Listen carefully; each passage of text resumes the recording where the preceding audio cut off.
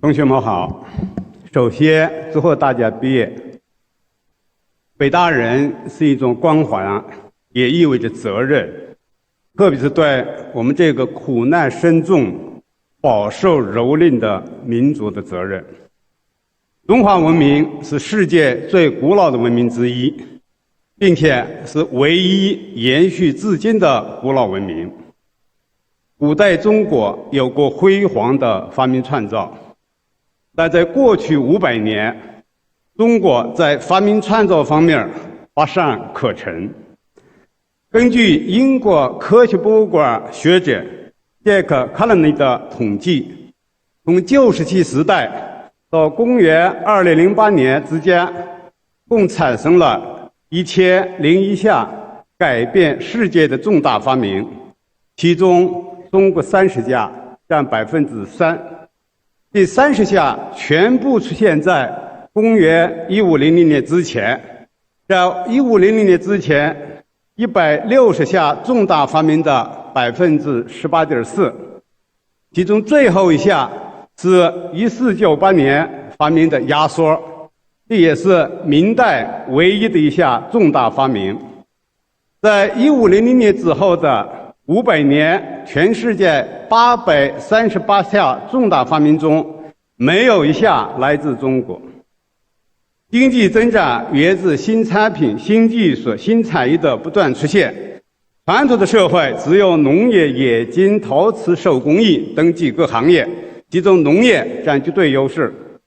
现在我们有多少个行业？按照国际多层分类标准，仅出口产品2位数编码的行业有98个，4位数编码的行业有1222个，6位数编码的行业有5053个。这些新的行业全是过去300年创造的，每一件新产品都可以追溯到它的起源。这些众多的新产业和新产品中，没有一个是中国人发明的。以汽车为例，汽车产业是1880年代德国人卡尔·本茨、戴姆勒和迈巴赫等人创造的。之后经历了一系列的技术进步，仅从1900年到1981年间，就有600多项重要的创新。中国现在是世界第一汽车生产大国，但如果你写一部汽车产业的技术进步史，榜上有名有姓的人物会数以千计，里面有德国人、法国人、英国人、意大利人、美国人、比利时人、瑞典人、瑞士人、日本人，但不会有中国人。即使像冶金、陶瓷、纺织这些17世纪之前中国曾经领先的传统行业，在过去300年里的重大发明创造中，没有一项是我们中国人做出的。我要特别强调一下1500年之前和1500年之后的不同。1500年之前，全球分割成不同的区域，各区域之间基本处于封闭状态。一项新技术在一个地方出现，对其他地方没有什么影响，对人类整体的贡献非常小。比如说，蔡龙在公元105年发明了造纸，但造纸技术到公元751年才传到了伊斯兰世界，又过了300-400年才传到了欧洲。我在上小学的时候练字仍然用土牌，因为买不起字。在1500年之后，全世界一体化，一项技术一旦在一个地方出现，很快就被其他地方引进，对人类整体的进步发生重大影响。比如德国人1886年发明的汽车，15年之后，法国成为世界第一大汽车生产国。又过了15年，美国取代法国成为第一汽车生产大国。到1930年，美国汽车的普及率已经达到60%。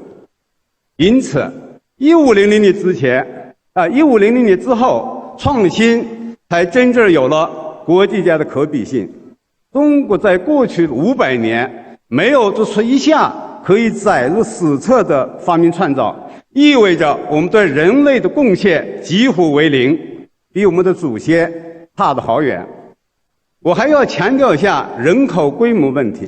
国家有大有小，国家之间简单比较谁的发明创造多，容易产生误导。理论上讲，给定其他条件，一个国家的人口规模越大，创新应该越多，技术进步应该越快，并且创新之比与人口之比的关系是指数关系，不是简单的等比例关系。原因有二：第一，在知识的生产上具有重要的规模经济和以外效应；第二，知识在应用使用方面具有不可排他性。10年前，美国物理学家杰弗雷·韦斯等人发现，在城市生活中，人类的发明创造力与人口的关系遵循正5/4的指数发放规则。这意味着，如果一个城市的人口是另一个城市人口的10倍，那么它的发明创造总量应该是后者的10^454方，也就是 17.8倍。以此来看，中国对世界文明发明创造的贡献与中国的人口规模太不成比例。中国人口是美国的4倍，日本的10倍，英国的20倍，瑞士的165倍。按照知识创造的指数发放规则，中国的发明创造应该是美国的5.6倍，日本的17.8倍，英国的42.3倍，瑞士的591倍。但实际情况是，近500年里，中国在发明创造方面对世界的贡献几乎为零。不要是与美国、英国相比，我们甚至连瑞士的一个零头也达不到。瑞士人发明了手牵索、电子助听器、安全带、整形技术、液压显示器等等。中国人民银行印刷人民币的防伪油墨就是瑞士人的技术。中国生产的面粉有60%到70%是由瑞士布勒公司的机器加工的。问题出在哪里？难道是中国人基因有问题吗？显然不是，否则我们没有办法解释古代中国的辉煌。问题显然在我们的体制和制度。创造力依赖于自由，思想的自由和行动的自由。中国体制的基本特点是限制人的自由，扼杀人的创造力，扼杀企业家精神。中国人最具有创造力的时代是春秋战国和宋代，这不是偶然的。这两个时代也是中国人在历史上相对最自由的时代。1500年之前，西方不亮，东方昏暗。1500年之后，西方一些国家经过宗教改革和启蒙运动，逐步走向自由和法治，我们却原地踏步，甚至反其道而行之。我必须强调，自由是一个不可分割的整体。在灵魂不自由的时候，行动不可能自由；在言论不自由的时候，思想不可能自由。只有自由，才有创造。让我用一个例子来说明。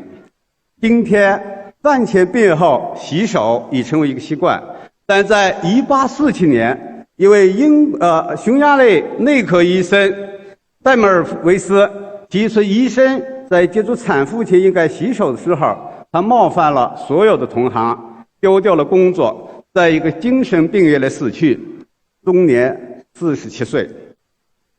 戴梅尔维斯的观点基于他对产褥热的观察。但是他所在的医院有2个厂房，一个服务于妇人，有专业的医生精心照料，这些医生不断在接生和解剖尸体之间转换工作；另一个产房服务于穷人，由接生婆负责。他发现富人产妇的产褥热的比例是穷人的3倍。他认为原因是医生不洗手。但他的看法与当时流行的医学理论相矛盾，他也不能对自己的发现给予科学证明。那人类是怎么改变了我们的卫生习惯的呢？这与印刷机的发明有关。1440年代，德国企业家约翰内斯·古腾堡发明了活字印刷。印刷机使得书籍和阅读变得普及开来，许多人突然发现，原来他们都是远视眼，因为他们原来不看书，不知道，由此了，对眼镜的需求出现了爆发式的增长。在印刷机发明100年后，欧洲出现了数千家眼镜制造商，并由此掀起了一场光学的技术革命。1590年，荷兰眼镜制造商江森父子把几个眼镜片摞在一块儿，放在一个圆筒里，结果发现从这边看到那边可以看到很大的东西，由此发明了显微镜。英国科学家罗伯特·库克用显微镜发现了细胞，引起了科学和医学的一场革命。但最初的显微镜分辨率并不高，直到1870年，德国眼镜制造商卡尔内斯生产出了新的显微镜，它是基于精确的数学公式构造的。正是借助于这个显微镜，德国医生科赫发现了肉眼看不到的生物细菌，证明当年匈牙利医生戴尔维斯的观点是正确的，由此创立了微生物学和细菌学。正是微生物学和细胞学的创立，逐步改变了人们的卫生习惯，由此也导致了人类预期寿命的延长。我们可以设想一下，如果当年古登堡的印刷机被禁止使用，或者只被允许印刷教会和行政当局审查过的读物，那么阅读就不会普及开来，对眼镜的需求就不会那么大，显微镜和望远镜就不会被发明出来，微生物学就不会创立，我们就不可能喝上消毒的牛奶，人类的预期寿命也不会从30多岁提高到70多岁，更不要幻想探索宇宙空间了。过去30年，中国经济取得了举世瞩目的成就，但这一成就是建立在西方过去300年发明创造所积累的技术的基础上。支撑中国经济高速增长的每一项重大技术和产品都是别人发明的，不是我们自己发明的。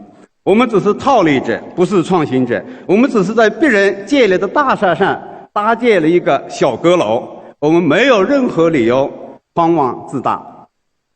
牛顿花了30年的时间发现了万有引力，我本人花了3个月的时间搞明白万有引力的定理。如果我宣布我自己用3个月的时间走过了牛顿30年的道路，你们一定会觉得非常可笑。如果我再翻过来嘲笑牛顿，那只能说我们太无知。我们常说中国用7%的耕地养活了世界20%的人口，但我们需要问一下，我们何以做到这一点？简单的说，就是使用化肥。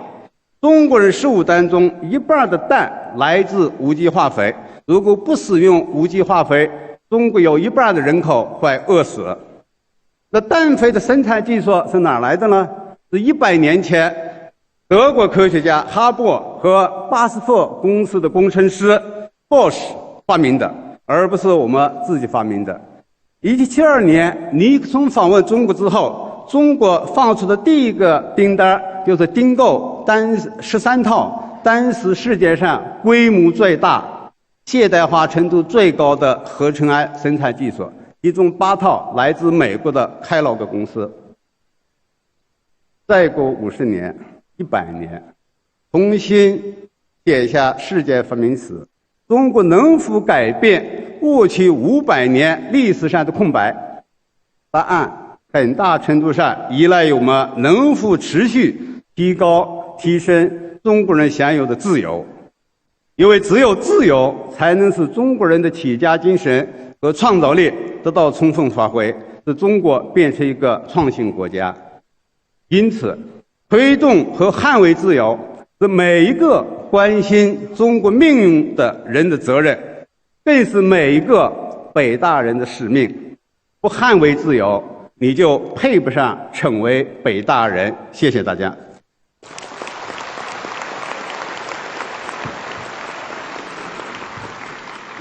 感谢张维迎老师的精彩演讲，也确实是提醒我们，中国经济这么多年发展速度非常快，但是在创新的路上还任重道远。我想他是寄希望于在座的各位毕业生以及你们的这一代。